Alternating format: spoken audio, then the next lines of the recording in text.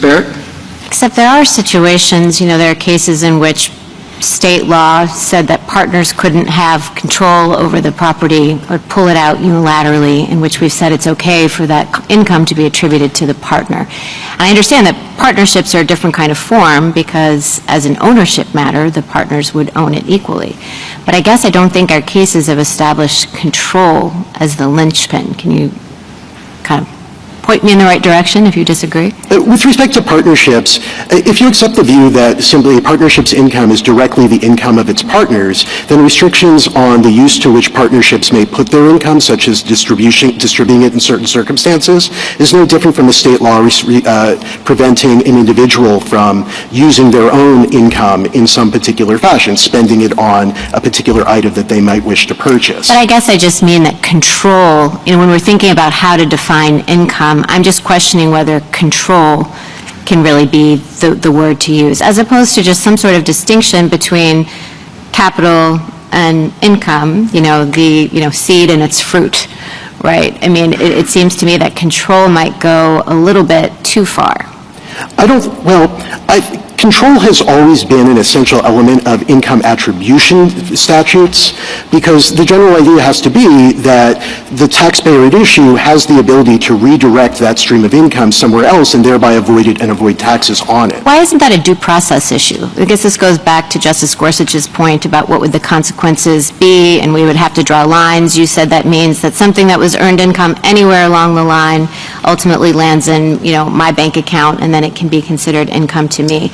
But is that a 16th Amendment problem, or is that a due process problem where we have to draw lines about when it's fair to attribute one person's income to someone else? I think it can raise issues under both, but the court has traditionally considered it to be a 16th Amendment issue, not only in McComber, but in trust cases like Corliss, where, again, the court considered it a question of, did the taxpayer have control over the stream of income that he had, in that case, redirected into a trust for the benefit of his close family members? And I mean, that's the way the court has always analyzed it, from the point of view of the taxpayer and whether that taxpayer has actually received income or not. And last questions about subpart F. I just want to be sure that I understand your position. You say that income is about whether the person has the ability to direct the income stream. Am I accurately repeating what you said when it's about attribution?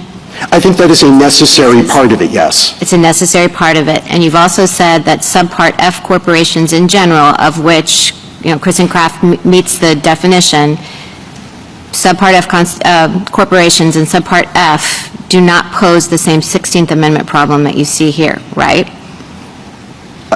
We think that, do you mean with respect to the application of subpart F aside from the MRT? Yes. Yes. Okay, and is that because, kind of going back to your point about control, is the distinction then between MRT and the rest of subpart F this idea that in the other context, the shareholders have some more ability to direct the stream?